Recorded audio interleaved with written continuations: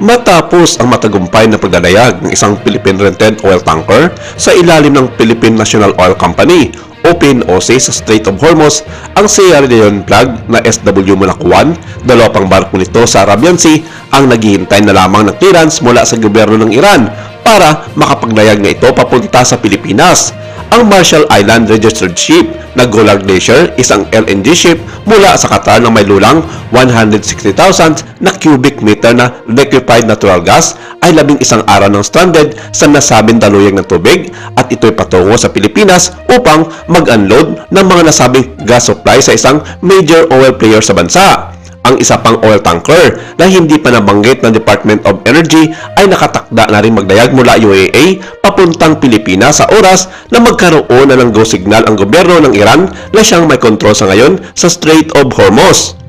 Ayon sa Department of Energy, anumang oras sa ngayon ay baka pwede na maglayag ang mga naturang barko palabas ng pinagtatalo ng katubigan dahil sa gyera ng US, Israel kontra Islamic Iran. Inaantabayanan na lang ng mga nasabing departamento ang magiging payag ng bansang Iran sa pamamagitan ng kanilang embahada dito sa Maynila. Ang naunang barko na nakapaglayag mula ng sumiklab ang gyera sa Iran, ang SW Mulakuan, ay isang malaking effort na ginawa ng Department of Foreign Affairs sa pangunguna ni Secretary Maria Teresa Lazaro sa pagkikipag-ugnayan sa ambasador ng Iran na nakatalaga sa Pilipinas. Dagdag pa rito, pinuri ng Iran ang katapangan ng bansang Pilipinas na makipag-ugnayan sa kanilang gobyerno sa kabila na kilala ito sa isa sa mga kalyado ng Amerika na isa rin sa kanilang mortal na kalaban sa ngayon. Pero gayon pa man, ayon sa kanilang embahada, wala namang kinalaman ng Pilipinas sa kanilang laban kontra Amerika at Israel at tinuturing pa rin nilang kaibigan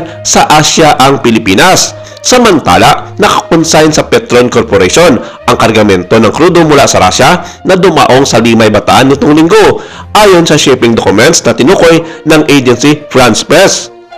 Ayon sa ulat ng AFP, ang Sierra Leone flag tanker na Saraskay ay naghatid ng nasa 700,000 bariles ng high-quality crude oil mula sa ESPO pipeline ng Russia. Ang Petron na siyang nagpapatakbo ng kaisa-isang oil refinery sa Pilipinas ang nakalistang consignee ng nasabing kargamento, ayon ito sa report. Bagamat inamin ni Petron CEO Ramon Ang noong una na may negosasyon silang ginagawa para bumili ng langis sa Russia, pero hindi pa ito nagbibigay ng kumpirmasyon hinggil sa partikular na shipment na ito. Matatanda ang sinabi ni Pangulong Bongbong Marcos na lahat ng uri ng produktong petrolyo ay hihingi na ng Pilipinas para masiguro ang seguridad sa langis ng bansa. Binigyan din niya na may kakayahan ang bansa na magproseso ng krudo dahil sa mga lokal na refinery gaya ng Petron. Tiniyak ng hindi titigil ang pamahalaan sa pakikipag-ugnayan sa ibang bansa upang matiyak na may laging mahugot na supply ng langis ang mga Pilipino.